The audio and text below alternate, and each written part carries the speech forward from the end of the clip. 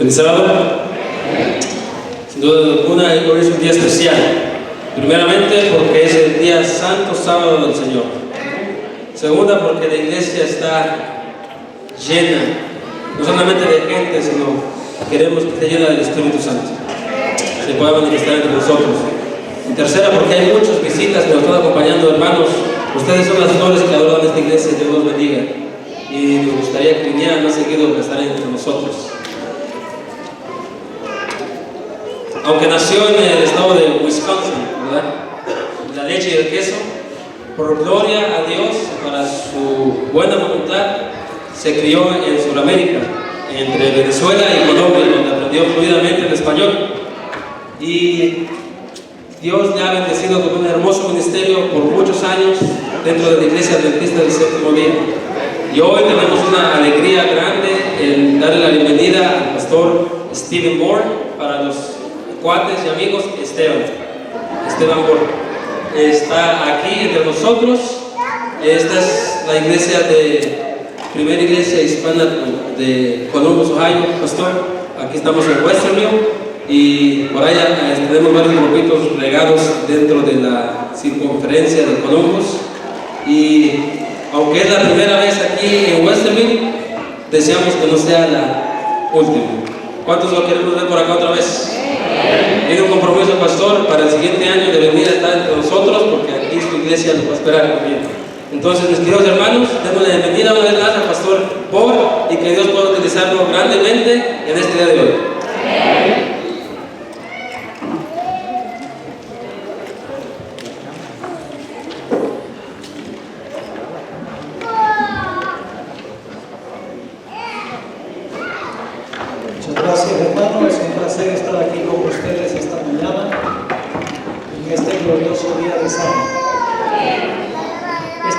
No fue planeada. Me invitaron para predicar en un campestre, Forward to Zion, que se está realizando en Delaware. Y este hermano que está aquí es el culpable de que yo esté aquí. Allá se apareció. No sé cómo supo que yo había venido a esta región, pero me preguntó si estaba dispuesto a predicar esta mañana. Yo le dije que si el pastor estaba de acuerdo, que con mucho gusto. Tuve el privilegio de hablar con el pastor de la iglesia. El pastor me dio el visto bueno. Siempre me gusta consultar con el pastor de la iglesia. Así que aquí estamos. Esta tarde a las 6 tengo que estar otra vez allá en el campestre, porque hay una sesión de preguntas y respuestas. Y luego a las 7 de la noche voy a tener que predicar allá. Así que esta mañana estaré con ustedes ahora durante el culto, y luego en una sesión de preguntas y respuestas apenas terminemos de comer. Ojalá que algunos se puedan quedar por lo menos. Es un poco difícil hablar después de comer, no tanto para el que habla como para los que escuchan, pero vamos a hacer el intento. Antes de entrar a estudiar la palabra del Señor, queremos una vez más levantar nuestras almas al trono de la gracia a través de la oración. Así que les pido que inclinen sus rostros con reverencia y vamos a pedir la presencia del Señor. Padre Celestial, tu pueblo se haya reunido en este lugar en tu santo sábado para abrir tu santo libro, a fin de que tu Santo Espíritu nos explique esa palabra y cuál es nuestro deber. Pedimos, Señor, la presencia de tu Espíritu Santo.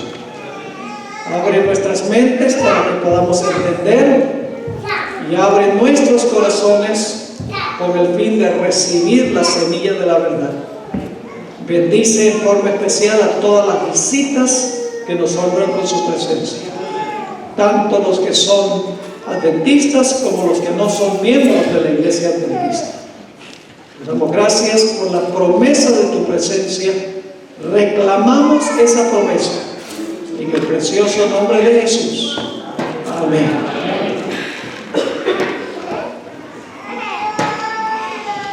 Para comenzar nuestro tema de esta mañana, quiero recalcar los dos puntos centrales que quiero que permanezcan en nuestra mente cuando terminemos de estudiar. En primer lugar, hay una conexión muy íntima entre lo que sucedió en la cruz del Calvario y el derramamiento del Espíritu Santo en el día del Pentecostés. Así que lo primero que quiero que recordemos es que hay una conexión muy especial entre lo que ocurrió en la cruz y lo que sucedió en el día del Pentecostés. Eso lo vamos a ampliar de una forma muy importante en nuestro estudio de hoy. El otro punto que quiero recalcar es que generalmente cuando nosotros hablamos del Pentecostés, pensamos de lo que sucedió en la tierra. Inmediatamente nos llega a la mente el recio viento, las lenguas de fuego y el hecho de que la gente que estaba presente hablaron en otras lenguas, en otros idiomas. Pero en realidad vamos a encontrar en nuestro estudio esta mañana que lo que ocurrió en la tierra no fue el evento importante. En realidad lo que sucedió en la tierra fue un anuncio de un evento muy importante que había ocurrido en el cielo. Es decir, el evento importante en el día del Pentecostés no ocurrió en la tierra.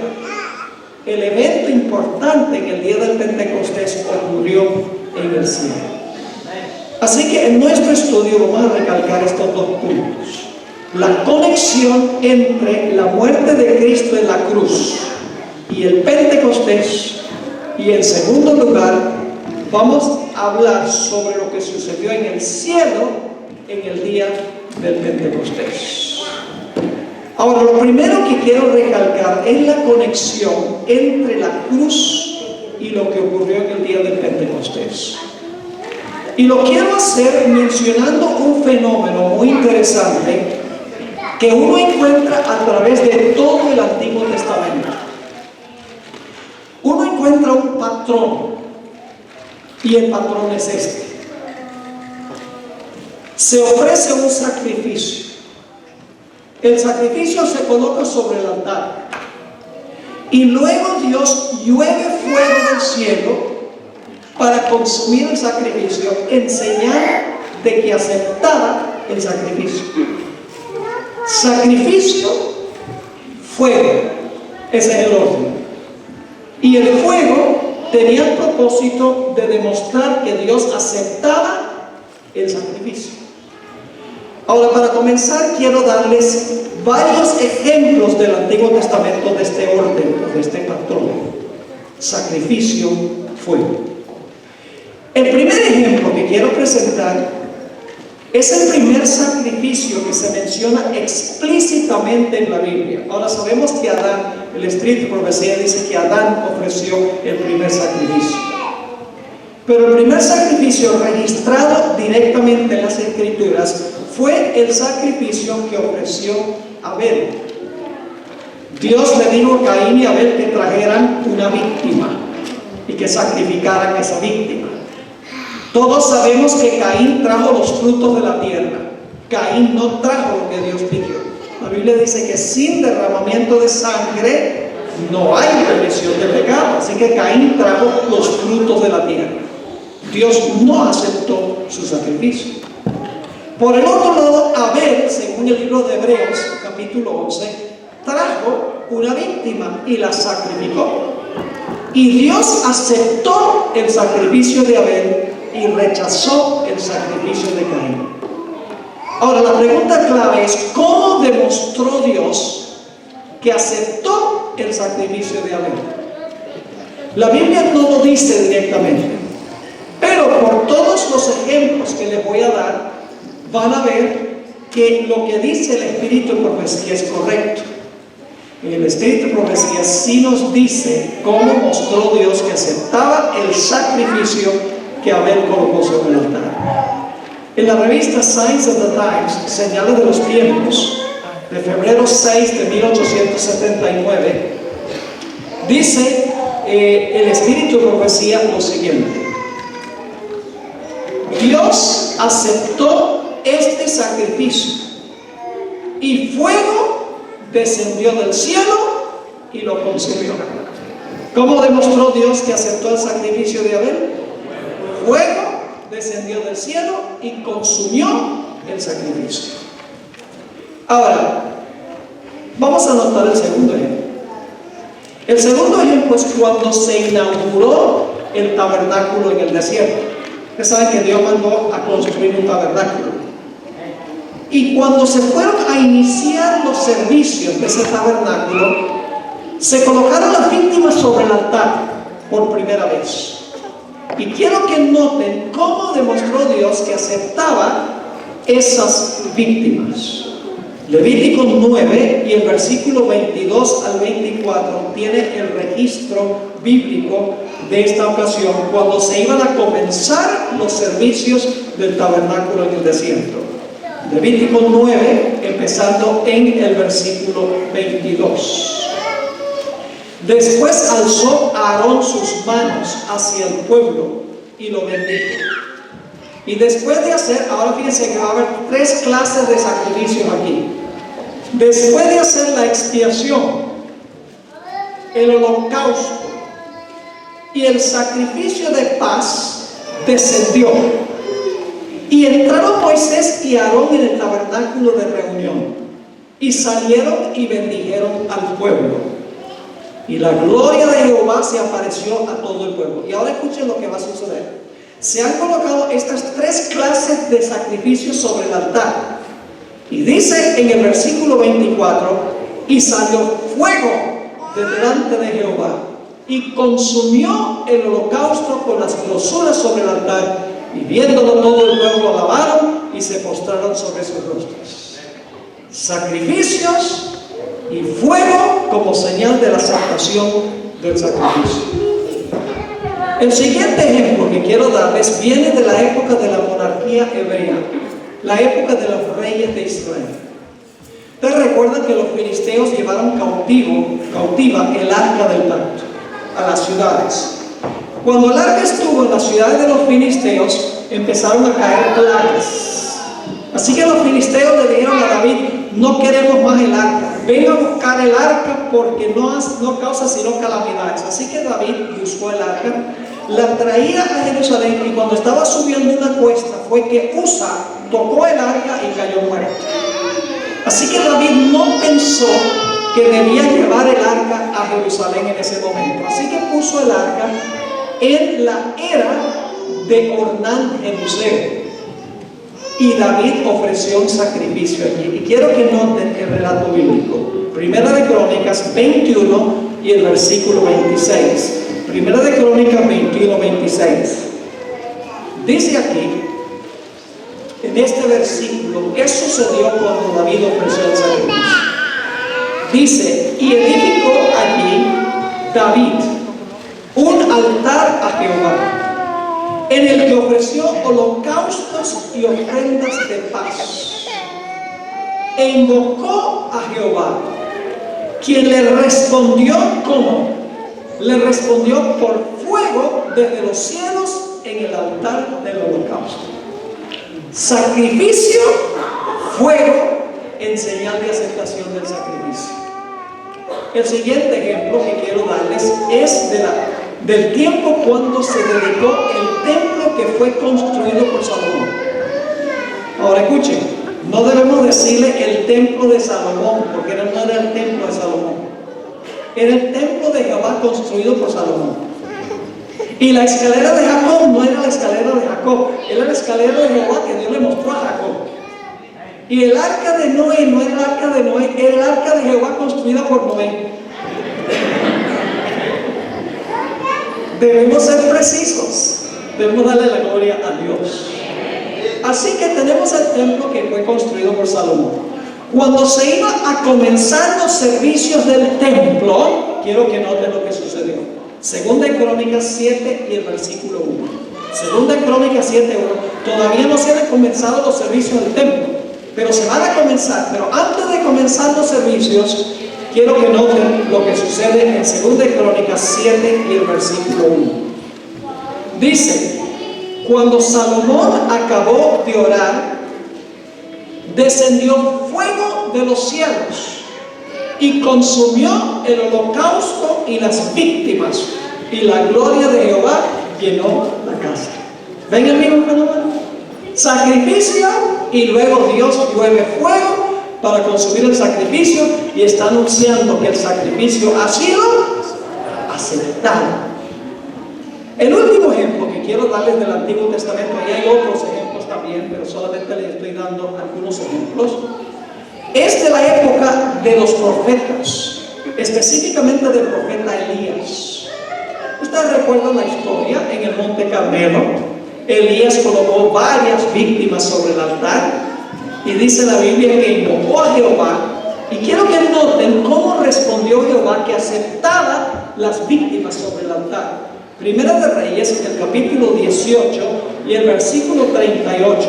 Primera de Reyes 18 y el versículo 38 tiene el relato de lo que ocurrió cuando Elías colocó las víctimas sobre el altar. Nuevamente, Primera de Reyes 18 y el versículo 38. Dice: entonces cayó fuego de Jehová y consumió el holocausto, la leña, las piedras y el polvo, y aún lamió el agua que estaba en la zanja. Viéndolo todo el pueblo se postraron y dijeron: Jehová es el Dios, Jehová es el Dios. Sacrificio, fuego. Sacrificio, fuego. Ese es el orden. Y ustedes dicen: pero ¿por qué este fenómeno? ¿Por qué el sacrificio y luego Dios llueve fuego para indicar que aceptaba el sacrificio? ¿Qué tiene eso que ver? No voy a contestar esa pregunta ahora, pero la vamos a contestar un poquito más adelante. Pero ahora quiero que hagamos transición a otro simbolismo. Hay otros símbolos que enseñan la misma lección del sacrificio y el fuego. Esos símbolos son el símbolo de la roca. Ahora, hay dos episodios en el Antiguo Testamento, dos historias del Antiguo Testamento a donde se menciona en forma especial la roca. Y quiero recalcar que aunque los símbolos son distintos en los episodios que vamos a estudiar, los símbolos son distintos, la lección es la misma que el sacrificio y el fuego. Ahora vamos a leer Éxodo, el capítulo 17 y el versículo 1 al 6. Éxodo 17, 1 al 6. Ve, cuando yo predico, usted tiene que traer el libro, porque el poder está en el libro. El poder no está en el predicador. El poder está en la palabra del Señor. Por eso debemos traer la espada, hermanos y hermanas. Y no importa que sea una espada electrónica, también sirve. No necesariamente tiene que estar en un libro, pero debemos traer la Biblia a la iglesia. Éxodo 17, 1 al 6. Toda la congregación de los hijos de Israel partió del desierto de Sin por sus jornadas, conforme al mandamiento de Jehová, y acamparon en Refidim, y no había agua para que el pueblo bebiese. Y altercó el pueblo con Moisés, y dijeron: danos agua para que bebamos. Y Moisés les dijo: ¿por qué altercáis conmigo? ¿Por qué tentáis a Jehová? ¿Contra quién estaba pecando el pueblo? ¿Contra Moisés? No, estaba altercando ¿con quién? Con Jehová. Yo pregunto, ¿la murmuración es pecado? ¿Estaba mostrando una falta de fe Israel por murmurar?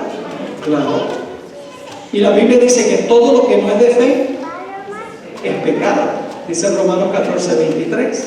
Así que el pueblo estaba pecando contra Dios. Versículo 2. Y altercó el pueblo con Moisés. Y dijeron: danos agua para que bebamos. Y Moisés les dijo: ¿por qué altercáis conmigo? ¿Por qué tentáis a Jehová? Así que el pueblo tuvo allí sed y murmuró contra Moisés y dijo: ¿por qué nos hiciste subir de Egipto para matarnos de sed a nosotros y a nuestros hijos y a nuestros ganados. Entonces clamó Moisés a Jehová diciendo: ¿qué haré con este pueblo? De aquí a un poco me apedrearán. Y ahora viene un consejo muy interesante de Jehová. El pueblo está murmurando, merecen caer bajo el juicio de Dios, merecen ser castigados por murmurar contra Dios. Pero ahora Dios le da un consejo muy interesante a Moisés sobre qué hacer con el problema de que no hay agua. Nota lo que dice el versículo 5. Y Jehová dijo a Moisés: pasa delante del pueblo y toma contigo de los ancianos de Israel, y toma también en tu mano tu vara con que golpeaste el río. Está hablando del Nilo. Ustedes recuerdan que Moisés golpeó el Nilo y las aguas del Nilo se convirtieron en sangre. Así que dice: toma tu vara con que golpeaste el río. Y luego dice: y ve, y he aquí yo estaré. Este es un detalle muy importante: yo estaré delante de ti allí sobre la peña en Horeb. Ahora quiero que capten la imagen de lo que está pasando aquí. Hay una roca literal, la peña en Horeb. ¿Es una roca real?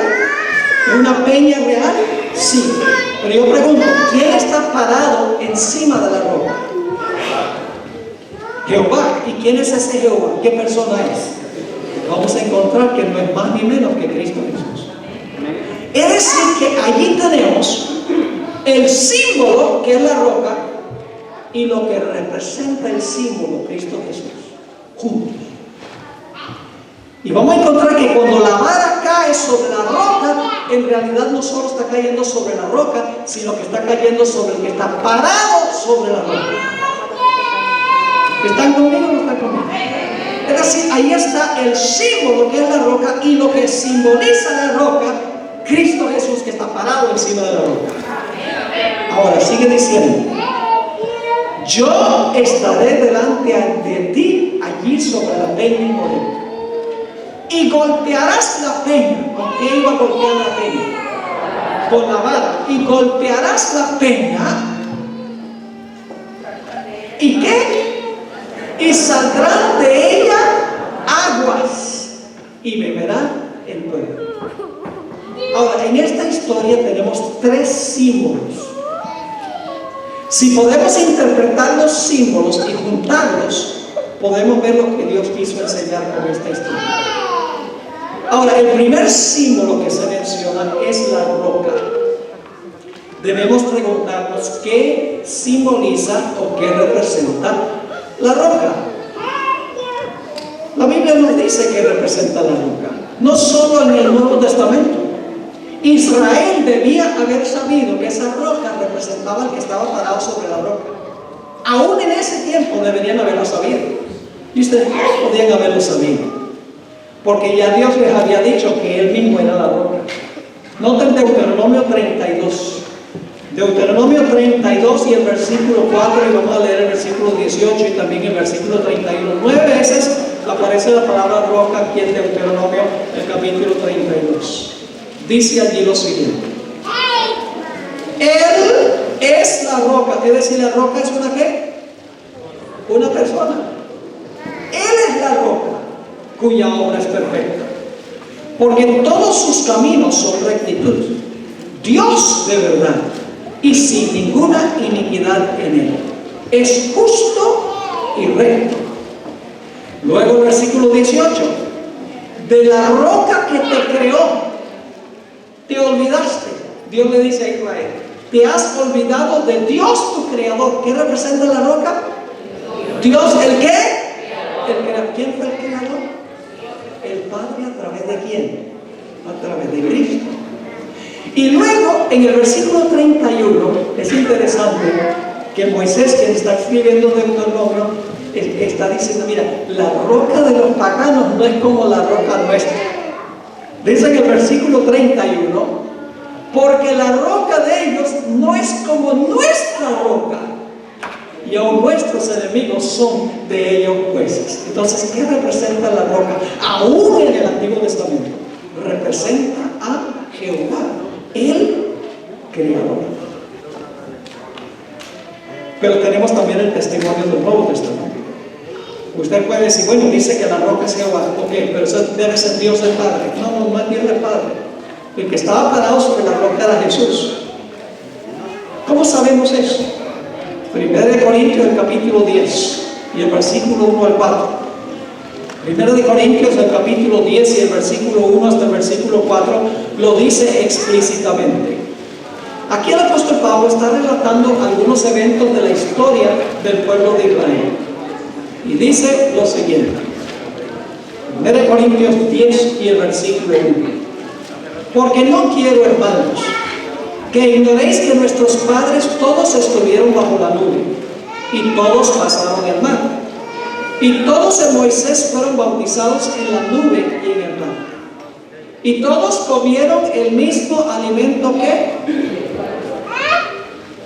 alimento espiritual. Yo pregunto, ¿creen ustedes que Israel podría haber sabido en el Antiguo Testamento que el maná era espiritual? Ellos deberían haberlo sabido. Sí, nosotros sabemos que el Nuevo Testamento dice, Jesús dice, yo soy el maná que descendió del cielo.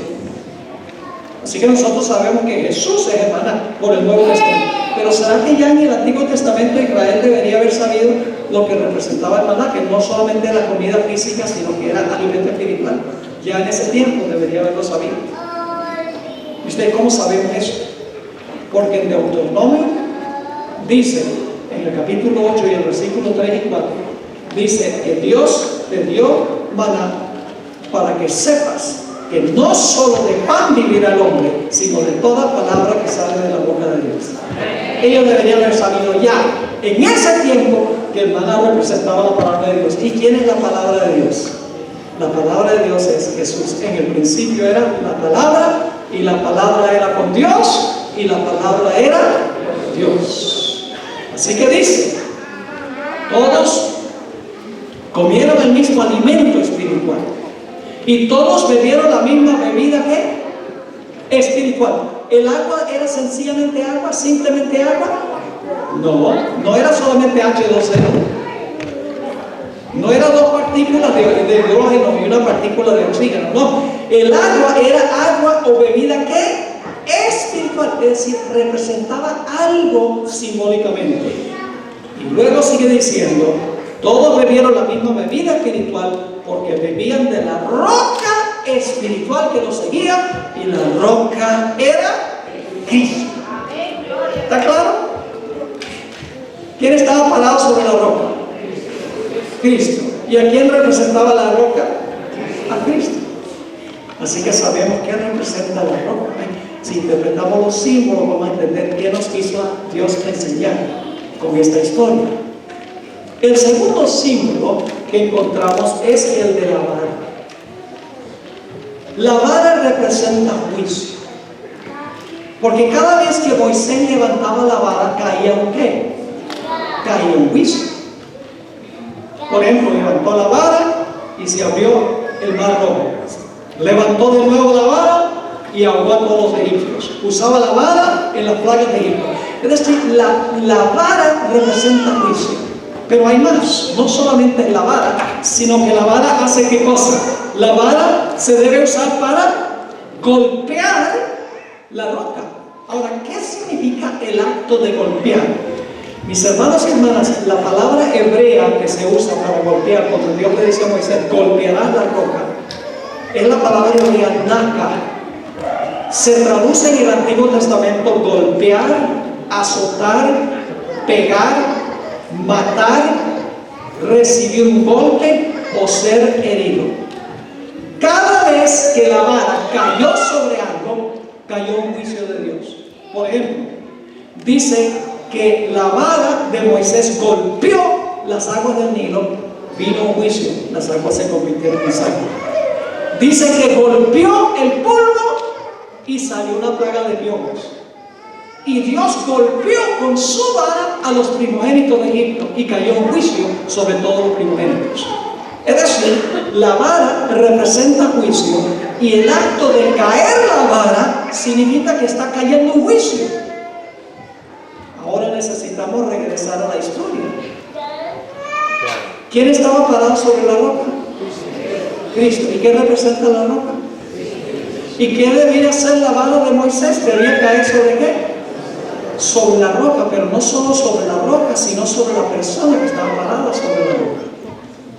Vayan conmigo a Isaías 53 y el versículo 4. Isaías 53, 4, donde se usa esta misma palabra, golpear o azotar.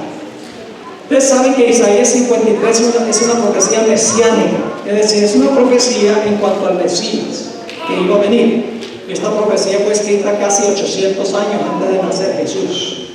Dice en Isaías 53 y el versículo 4: ciertamente llevó Él nuestras enfermedades y sufrió nuestros dolores, y nosotros le tuvimos por, esa es la mismita palabra, golpeará la roca. Nosotros le tuvimos por azotado. ¿Por quién? Por azotado, por herido de Dios y abatido. Yo pregunto, ahí en el desierto, ¿sobre quién debía haber caído la vara de juicio? ¿Sobre quién debía haber caído esa vara? Sobre el pueblo. Ellos eran los pecadores. Ellos eran los que se estaban portando mal. Estaban murmurando. La vara del juicio de Dios debe haber caído sobre Israel. Pero en vez de la vara caer sobre Israel, la vara cayó sobre la roca y el que estaba parado en la roca. Y el que estaba parado en la roca era ¿quién? Cristo Jesús. Y aquí en Isaías 53 dice que la vara del juicio de Dios nosotros le tuvimos por azotado, por golpear. ¿Quién golpeó la roca? La roca, Cristo Jesús, fue golpeada por su propio Padre. Por eso es que Jesús dijo: Padre, si esta copa puede pasar de mí, sin que yo la beba, que pase, pero que no sea hecha mi voluntad sino la tuya. Y Jesús en Juan 18:11 dijo: la copa que el Padre me ha dado, no la he de beber. Por eso Jesús clamó en la cruz: Dios mío, ¿por qué me has desamparado? Porque su Padre estaba colocando sobre él el castigo de todos nosotros. Nosotros merecíamos que la vara cayera sobre nosotros, pero en vez de caer sobre nosotros, cayó sobre Cristo Jesús, azotado, herido por Dios el Padre. Pero necesitamos ahora hablar del agua. ¿Están entendiendo hasta ahora lo que estamos estudiando? ¿Qué representa la roca? La roca representa a Cristo. ¿Qué representa la vara? Juicio. ¿Qué representa el acto de caer la vara? Significa que está cayendo un juicio. Y cuando cae la vara del juicio, ¿qué sucede con la roca?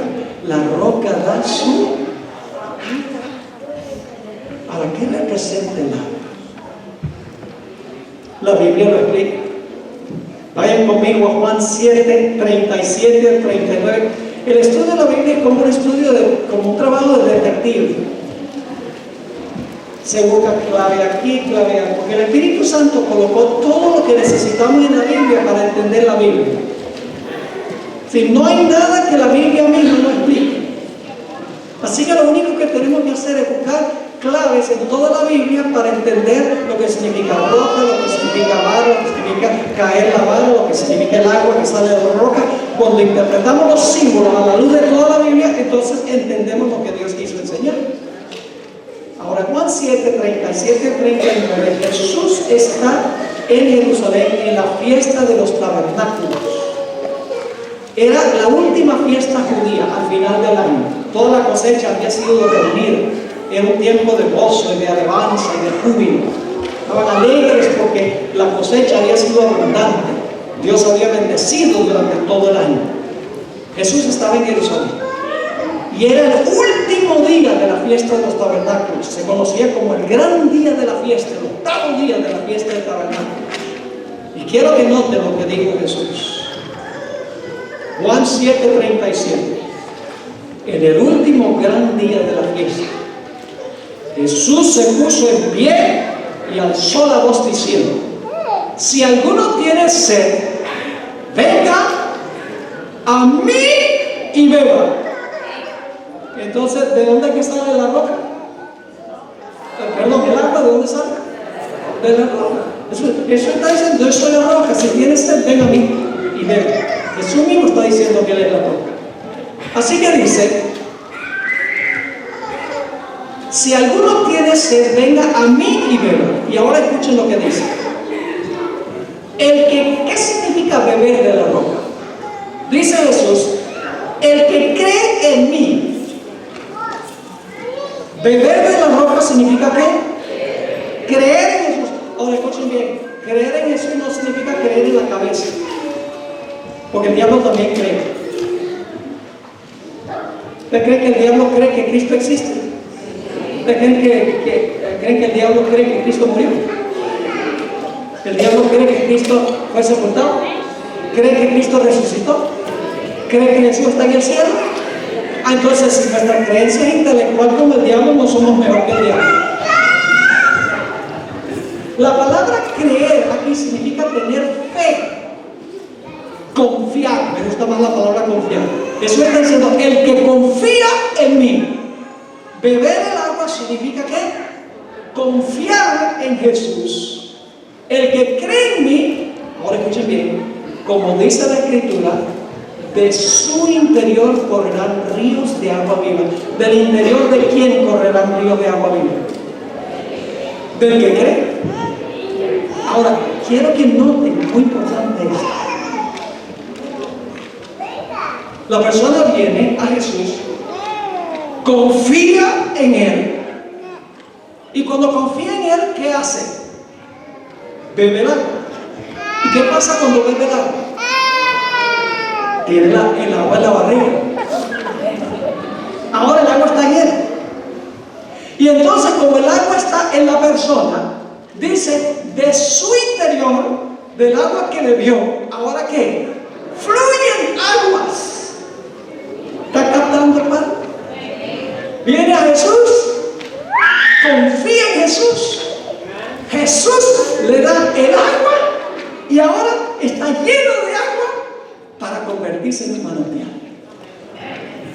Ahora, ¿a qué se refería Jesús? ¿A qué momento se refería Jesús? ¿En qué momento es el momento en que se iba a beber el agua?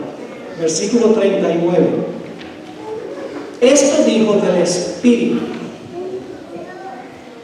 ¿Qué representa el agua? El Espíritu Santo. Dice, esto dijo del Espíritu que habían de recibir los que ¿qué? ¿Dónde es que se recibe el agua? Cuando usted cree o qué, o confía en Jesús. Dice, esto dijo del Espíritu que habían de recibir los que creyesen en Él, es decir, los que confiasen en Él.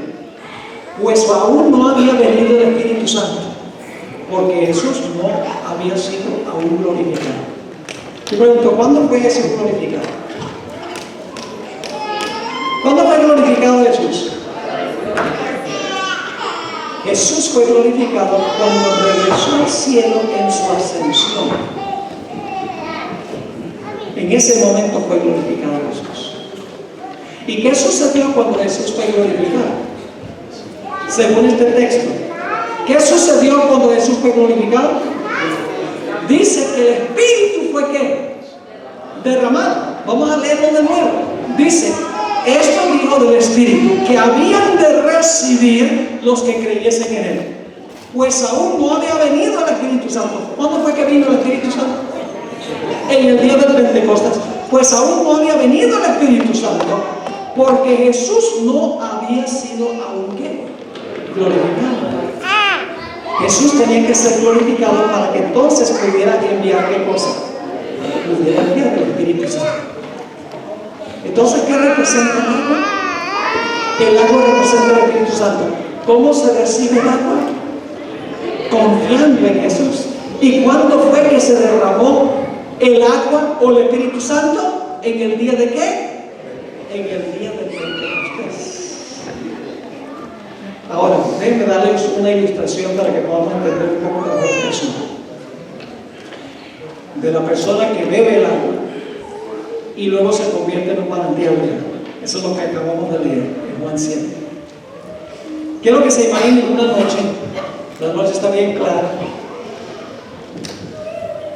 es el tiempo de la luna llena, salen y miran al cielo y ven esa luna llena, romántica. Dicen, ve, qué linda está la luna esta noche. Eso solo es una verdad parcial, porque la luna es fea. ¿De dónde viene la luz de la luna? Del sol. Todo lo que hay que decir es que lindo está el sol esta noche. Porque la gloria de la luna es la gloria del sol. El sol brilla sobre la luna y luego la luna proyecta la luz del sol a la tierra. De la misma manera Jesús dijo, yo soy la luz del mundo. Pero dijo, vosotros sois la luz del mundo también. Jesús es el sol y nosotros somos lunas. Y cuando recibimos la luz de Jesús, la luz de Jesús se refleja en nosotros. De la misma manera como recibimos el Espíritu Santo, bebemos el Espíritu Santo, nos llenamos del Espíritu Santo y luego compartimos esa bendición con otras personas. Por eso Jesús dijo, si vienen y beben de mí, en su interior habrá aguas vivas y ahora ustedes se convierten en un manantial.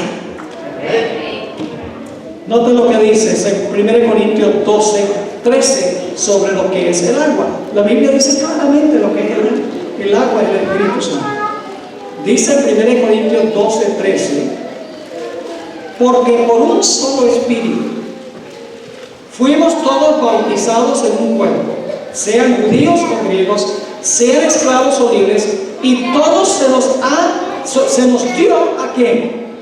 A beber de un mismo Espíritu. ¿Qué es lo que bebemos? El Espíritu. Ahora, yo mencioné que el sacrificio y el fuego, como señal de aceptación del sacrificio, representan lo mismo que golpear la roca y el agua salir de la roca. ¿Cómo demostró Dios que Él aceptó el sacrificio de Jesús? Ahora vamos a hablar un poquito de esto. ¿Cómo demostró Dios en el cielo que Él aceptó el sacrificio de Jesús? ¿Qué se vio en el día del Pentecostés? Se vieron lenguas de fuego. ¿Saben lo que indicaban las lenguas de fuego? Los discípulos hubieran entendido perfectamente el ceremonial judío. Ellos sabían que había sacrificio, fuego en señal de aceptación del sacrificio. Ellos sabían que el fuego en el día del Pentecostés era una indicación de que el sacrificio de Cristo había sido aceptado ante su Padre en el cielo.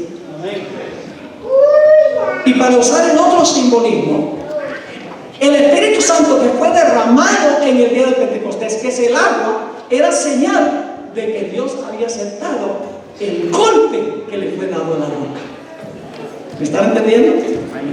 Ahora, hay un segundo episodio de la roca. Hasta ahora hemos estudiado solamente uno, pero hay otra historia de la roca en el Antiguo Testamento. Vamos allí a Números 20 y el versículo 7 al 11. Números 20 y el versículo 7 hasta el versículo 11. Es una historia un poquito diferente. Hay muchos puntos semejantes, pero un poquito diferente en otros aspectos.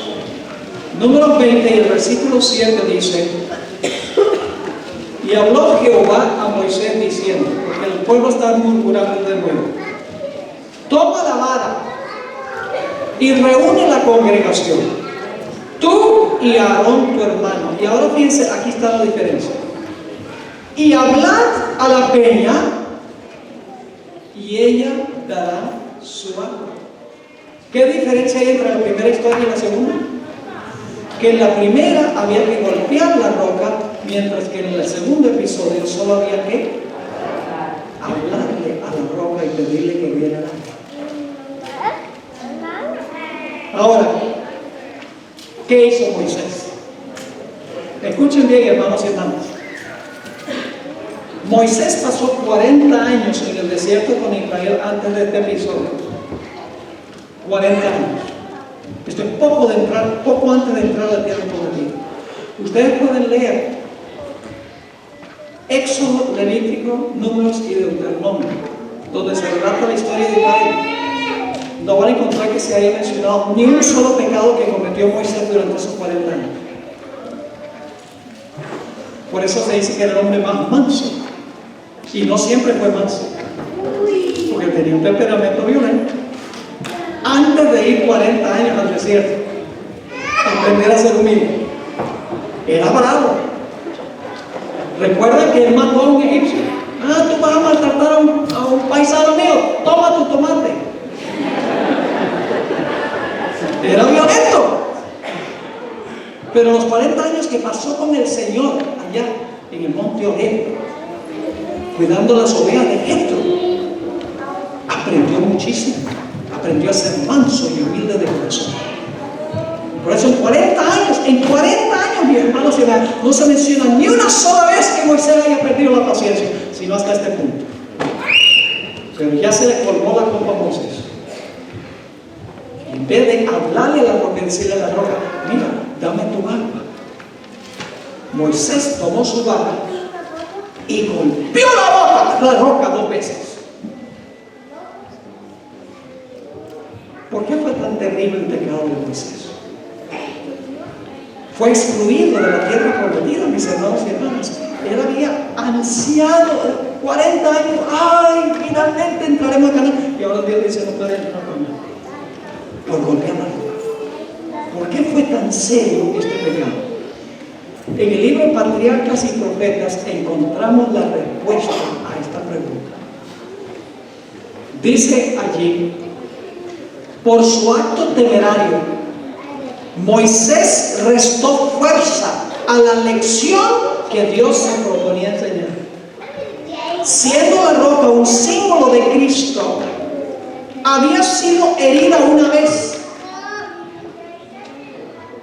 ¿Cierto?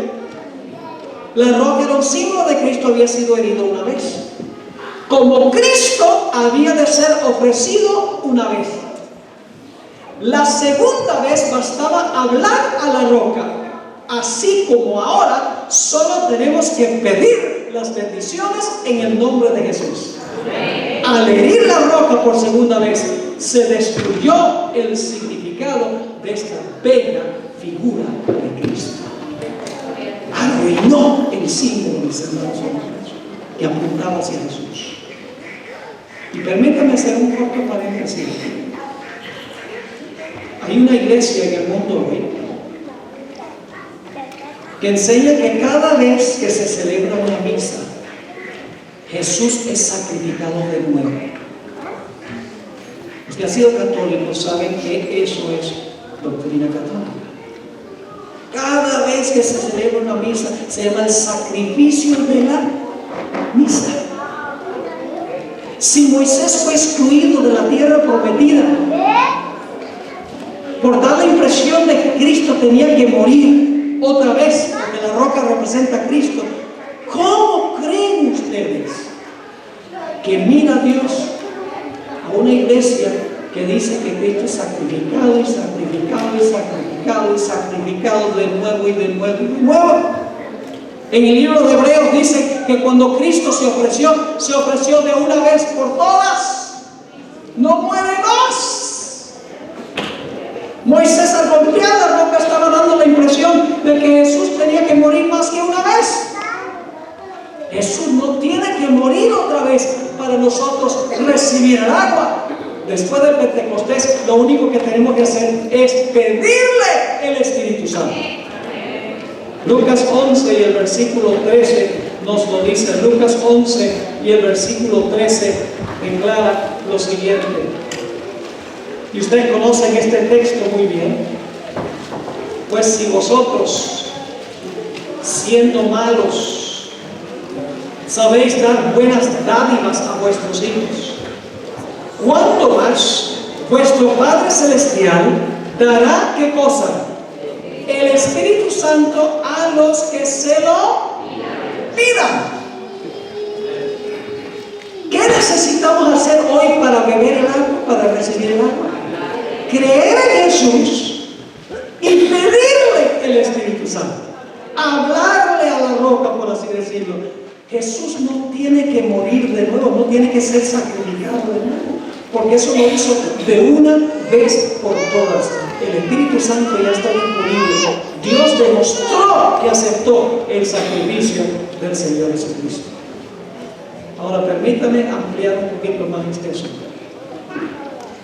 Quiero hablar un poquito sobre Apocalipsis 4 y 5. Y voy a hacer lo más breve posible. En Apocalipsis capítulo 4 se está preparando el salón de recepción en el cielo para el regreso de Jesús de la tierra al cielo en su ascensión. Si ustedes leen el capítulo, ustedes van a encontrar en el capítulo 4 que está sentado Dios el Padre sobre el trono. En medio del trono hay 4 seres vivientes que la Biblia identifica como querubines y serafines, en Isaías 6. Alrededor del trono hay 24 ancianos, que no tengo tiempo de demostrar esto, pero está, si quieren ver en YouTube, tengo una serie de 6 temas que comprueban esto bíblicamente. Los 24 ancianos son los representantes de los mundos que nunca pecaron. Dios tiene un concilio celestial, Dios tiene un gobierno representativo donde reúne representantes de todo el universo para deliberar. Así que están presentes allí. Y dice la Biblia que allí en Apocalipsis 4 está delante del trono 7 lámparas de fuego que representan los 7 espíritus de Dios. Ahora, no hay 7 espíritus santos. El número 7 significa plenitud o totalidad. Está presente allí el Espíritu Santo en su plenitud. Es decir, en el capítulo 4 tenemos a Dios el Padre, están los querubines y los serafines, están los representantes de los mundos que no han pecado, y está la plenitud de la persona del Espíritu Santo allí. Los signos que están cantando, los que están presentes, son en honor al Creador. Es decir, no se menciona en el capítulo 4 nada sobre la redención. Están alabando y exaltando al que está sentado en el trono porque Él creó todas las cosas. Porque últimamente el Padre es el arquitecto de la creación y Jesús es el albañil. 1 Corintios 8:6 dice que el Padre, las cosas son todas del Padre a través del Hijo. Si el Padre está involucrado en el Hijo, el que hace la obra es el Hijo, pero el que elabora el plan es Dios el Padre.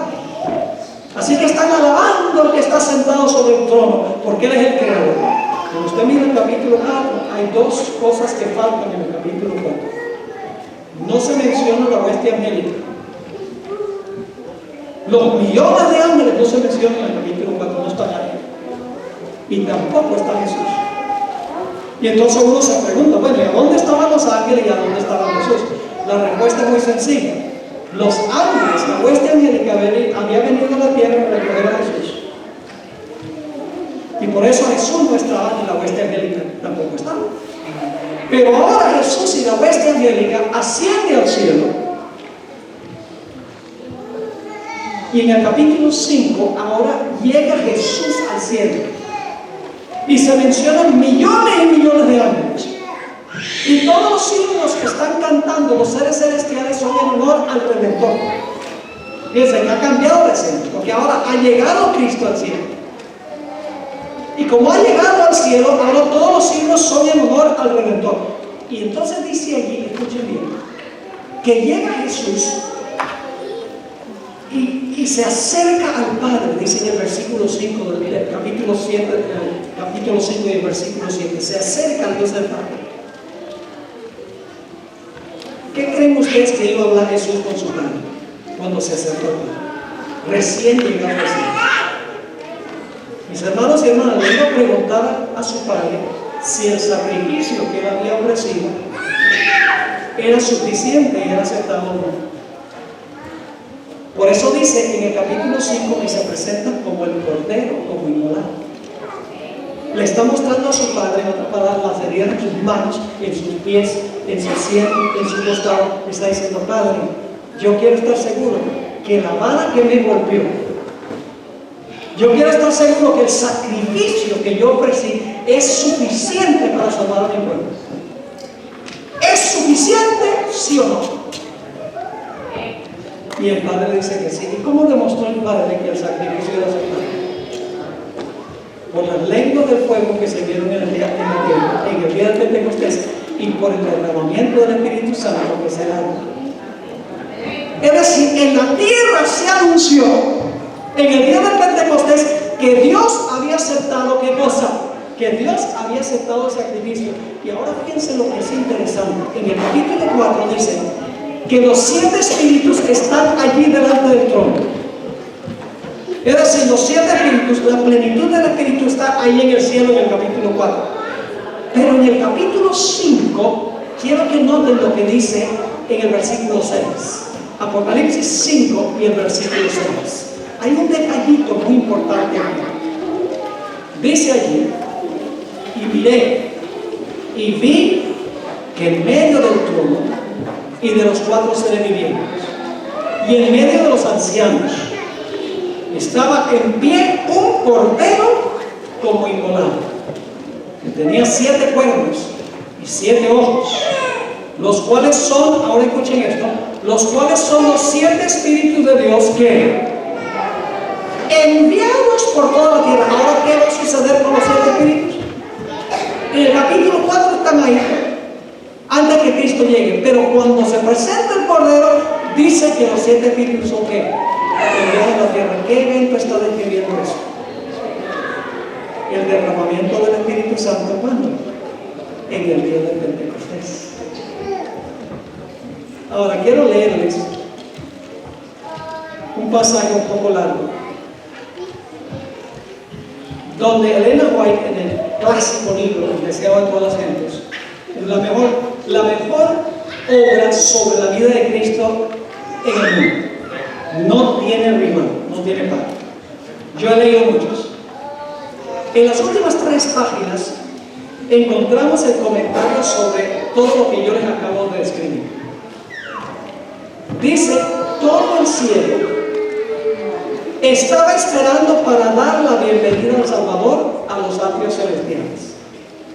Todo el cielo estaba listo. Mientras ascendía, iba adelante, hablando de Jesús. Mientras ascendía, iba adelante. Y la multitud de cautivos libertados en ocasión de su resurrección le seguía. ¿Recuerdan que hubo algunos que resucitaron? Jesús va adelante y los que resucitaron vienen con él. Dice: la hueste celestial, ahora está, la hueste celestial está con Jesús, es decir, los ángeles están con él. La hueste celestial, con aclamaciones de alabanza y canto celestial, acompañaba al gozoso séquito. Ahora sabemos por qué en el capítulo 4 no estaba ni Cristo ni los ángeles, porque los ángeles habían ido a buscar a Jesús y estaban en camino de regreso. Ahora fíjense lo que sigue diciendo: al acercarse a la ciudad de Dios, la escolta de ángeles de nombre: alzad, oh puertas, vuestras cabezas, y alzaos vosotras, puertas eternas, que entrará el Rey de Gloria. Están cantando los que van con Jesús. Gozosamente los centinelas del guardia responden, porque Dios dejó guardias en las puertas: ¿quién es este Rey de Gloria? Dicen esto no porque no sepan quién es, sino porque quieren oír la respuesta del sublime nombre: Jehová, el fuerte y valiente, Jehová, el poderoso en batalla. ¿Por qué se le llama a Jesús Jehová, el poderoso en batalla? Porque acaba de venir del campo de batalla y tiene las heridas fresquitas en el cuerpo todavía de la batalla que tuvo. Alzad puertas vuestras cabezas y alzad vosotras puertas eternas, y entrará el Rey de Gloria. Pueden oírse otra vez: ¿quién es este Rey de Gloria?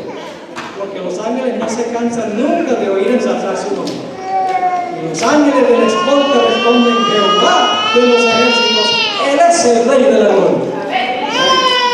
Entonces los portales de la ciudad de Dios se abren de par en par, y la muchedumbre angélica, por ahí no estaba, por eso no estaban los ángeles en el capítulo 4. La muchedumbre angélica entra por ellos en medio de una explosión de armonía triunfante. Ahora piensa Apocalipsis 4. Allí está el trono y alrededor el arco iris de la promesa. Allí están los querubines y los serafines, que son los seres vivientes. Luego habla de los 24 ancianos, no lo menciona por nombre, dice: los comandantes de las huestes angélicas, los hijos de Dios, los representantes de los mundos que nunca cayeron, están congregados. El concilio celestial, delante del cual Lucifer había cruzado a Dios y a su Hijo, los representantes de aquellos reinos sin pecado sobre los cuales Satanás pensaba establecer su dominio. Todos que están aquí para dar la bienvenida al Redentor sienten impaciencia por celebrar su triunfo y glorificar a su Rey. ¿Pueden imaginarse eso? Cantando y alabando, mejor dicho, millones de voces, pero ahora la escena cambia. Pero como un ademán, Él los detiene. Todavía no. No puede ahora recibir la corona de gloria y el manto real. Entra a la presencia de su Padre. Ahora fíjense cómo se va a presentar. Señala su cabeza herida, su costado traspasado, sus pies lacerados. Alza sus manos que llevan la señal de los clavos. ¿Cómo se está presentando Jesús? Como el cordero inmolado. Ahí está Apocalipsis 5. Solo la mano ahí no dice cordero inmolado, sino que donde escribe su herida. Sigue diciendo: presenta los trofeos de su triunfo. Ofrece a Dios la gavilla de las primicias a aquellos que resucitaron con Él como representantes de la gran muchedumbre que saldrá de la tumba en ocasión de su segunda venida. Se acerca al Padre. Pueden imaginarse la escena. Se acerca. Apocalipsis 5, 7 dice, habla de ese momento. Se acerca al Padre, ante quien hay regocijo por un solo pecador que se arrepiente. Desde antes que fueran echados los cimientos de la tierra, el Padre y el Hijo se habían unido en un pacto para redimir al hombre en caso de que fuese vencido por Satanás. Habían unido sus manos en un solemne compromiso de que Cristo sería fiador de la especie humana. Cristo había cumplido este compromiso. Cuando sobre la cruz exclamó consumado es, se dirigió al Padre. El pacto había sido llevado plenamente a cabo. Ahora declara: Padre, consumado es. He hecho tu voluntad, oh Dios mío. He completado la obra de la redención. Si tu justicia está satisfecha, aquellos que me has dado, quiero que donde yo estoy, ellos estén también conmigo. ¿A qué fue Jesús ante el Padre? Para decirle: Padre, yo necesito saber si mi sacrificio es suficiente para traerme a mi pueblo acá. Yo pregunto: ¿cómo demostró el Padre que había aceptado el sacrificio? Por la lengua de fuego y por el derramamiento del agua del Espíritu Santo. Yo pregunto entonces: ¿dónde fue el evento importante en el día del Pentecostés? ¿En la tierra o en el cielo? En el cielo. La tierra sencillamente fue un anuncio de un evento celestial. Ahora escuchen. Se oye entonces la voz de Dios proclamando que la justicia está satisfecha. Satanás está vencido. Los hijos de Cristo que trabajan y luchan en la tierra son aceptos en el amado. Delante de los ángeles celestiales y los representantes de los mundos que no cayeron son declarados justificados. Donde Él esté, allí estará su iglesia. La misericordia y la verdad se encontraron, la justicia y la paz se besaron. Los brazos del Padre rodean a su Hijo y se da la orden: adórenlo todos los ángeles de Dios. Entonces dice: con gozo inefable los principados y las potestades reconocen la supremacía del príncipe de la vida. La hueste angélica se postra delante de él, mientras que el alegre clamor llena todos los atrios del cielo. Digno es el Cordero que ha sido inmolado de recibir el poder y la riqueza y la sabiduría y la fortaleza y la honra y la gloria y la bendición. Los cantos de triunfo se mezclan con la música de las arpas celestes angelicales hasta que el cielo parece rebosar de gozo y alabanza. El amor ha vencido, lo que estaba perdido se ha hallado. El cielo repercute con voces que en gloriosos, armoniosos acentos proclaman bendición y honra y gloria y dominio al que está sentado sobre el trono y al Cordero por los siglos de los siglos. Y ahora Dios entonces derrama el Espíritu Santo para que los que están en la tierra sepan que el Hijo se ha presentado delante del Padre, su sacrificio ha sido aceptado, y que ahora la gente puede aceptar a Cristo y puede vivir no solo físicamente en esta vida, sino que puede vivir para siempre. Ahora, ¿por qué fue que se le dio el Espíritu Santo a los apóstoles?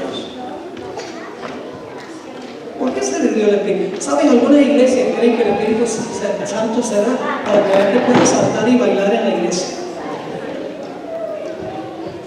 Porque el Espíritu Santo se da para que puedan rodar en los pasillos y reírse en el Espíritu y hablar en idiomas desconocidos. Y decir, para eso es el Espíritu, para edificación, para sentirme bien. Ese es el propósito del Espíritu Santo. Yo pregunto algo. ¿De qué valía que Cristo hubiera empezado su ministerio en el cielo y nadie lo supiera? Yo pregunto, ¿los apóstoles recibieron el Espíritu Santo? ¿Bebieron el agua? ¿Habían creído en Jesús los apóstoles? ¿Habían confiado en Jesús? Sí. ¿Habían bebido el Espíritu como resultado de confiar en Jesús? Sí. Yo pregunto, ¿era necesario que todo el mundo también supiera que Jesús había comenzado su ministerio y que el Espíritu Santo estaba disponible? ¿Saben cuál era la misión de los apóstoles? La misión de los apóstoles era muy sencilla. Era ir a contarle al mundo que Jesús había empezado su obra sumo sacerdotal en el santuario celestial. Ahora escuchen bien. Algunas personas piensan que cuando Cristo murió en la cruz, el Señor Jesucristo salvó a todo el mundo y perdonó todos los pecados de todos los pecadores. La Biblia nos enseña que cuando Cristo murió en la cruz, Él perdonó todos los pecados. Lo que la Biblia enseña es que cuando Cristo murió en la cruz, hizo provisión para perdonar todos los pecados. Porque el perdón es individual. ¿Usted conoce ese texto donde dice, si confesamos nuestros pecados, Él es fiel y justo ¿para qué? Para perdonar nuestros pecados y limpiarnos de toda maldad. ¿Cuándo es que nuestro pecado es perdonado? ¿Cuando Cristo murió en la cruz o cuando confesamos nuestros pecados? Cuando los confesamos y nos arrepentimos. ¿Los discípulos se habían arrepentido? ¿Habían confesado sus pecados? ¿Habían confiado en Jesús como su Salvador? Sí, fueron los primeros que pasaron por esta experiencia. Pero Dios dice, ahora yo quiero que ustedes salgan y le cuenten a otros en cuanto a la necesidad de creer en Jesús para que ellos también puedan recibir el Espíritu Santo y también puedan ir a anunciarle a los demás en cuanto a las maravillas de la salvación. Noten Hechos 1, 7 y 8. Hechos 1 y el versículo 7 y el versículo 8. Un par de versículos muy importantes. Se usa la palabra recibir aquí en forma muy interesante. Dice en Hechos 1, versículo 7, y les dijo, no os toca a vosotros, Jesús está hablando a sus apóstoles, no os toca a vosotros saber los tiempos o las sazones que el Padre puso en su sola potestad. Ahora escuchen. Pero recibiréis poder cuando haya venido sobre vosotros el Espíritu Santo. Es decir, ustedes van a recibir poder cuando venga el Espíritu Santo. ¿Para qué es el poder? Dice, recibiréis poder cuando haya venido sobre vosotros el Espíritu Santo. Y luego, ¿qué dice? Me seréis testigos en Jerusalén, en Judea, en Samaria y hasta lo último de la tierra. ¿Cuál es el propósito de recibir el poder? ¿Ser qué? Testigo. Los apóstoles bebieron el agua. Y cuando bebieron el agua, ¿estaban qué? Llenos de agua. Y ahora ellos se convierten en manantiales de agua. Imparten las bendiciones del Espíritu Santo. Por eso escuchen bien, hermanos y hermanas. Si nosotros no sentimos ese deseo intenso de contarle a otros la salvación en Cristo, probablemente no hemos recibido el Espíritu Santo. Porque cuando nosotros bebemos el agua, nuestro deseo intenso será que otros puedan beber del agua que bebimos nosotros. Voy a terminar con una historia que ilustra todo lo que hemos hablado. El Señor Jesucristo se encontraba en Samaria, en el pozo de Jacob más específicamente. Y estando allí Jesús, en el pozo de Jacob, era mediodía, llega una señora que tenía una vida muy turbia, moralmente indecente. Había tenido 5 hombres en su vida y el hombre con quien vivía no era su marido. Llega a sacar agua y vino a mediodía porque a esa hora nadie viene a sacar agua ni para porque hace demasiado calor. pero vino a esa hora porque no quería encontrarse con nadie, por su reputación. Y Jesús está sentado allí, venía la mujer y le dice, mujer, dame agua de beber. Y la mujer le dice, ¿cómo es que tú siendo judío le hablas a una samaritana? Entonces se comienza una conversación. Y en esta conversación Jesús le dice, mira, esta agua que tú sacas de este pozo, tú bebes esa agua y vuelves a tener sed. Pero el agua que yo te puedo dar, nunca vas a volver a tener sed. Y en la conversación esta mujer acepta a Cristo Jesús. Su conocimiento de Cristo crece, porque al principio dice, ¿cómo es que tú siendo judío? Luego cuando Jesús le cuenta su vida, dice, yo creo que tú eres profeta. Y cuando termina la conversación, yo creo que tú eres el Mesías. La mujer bebió el agua.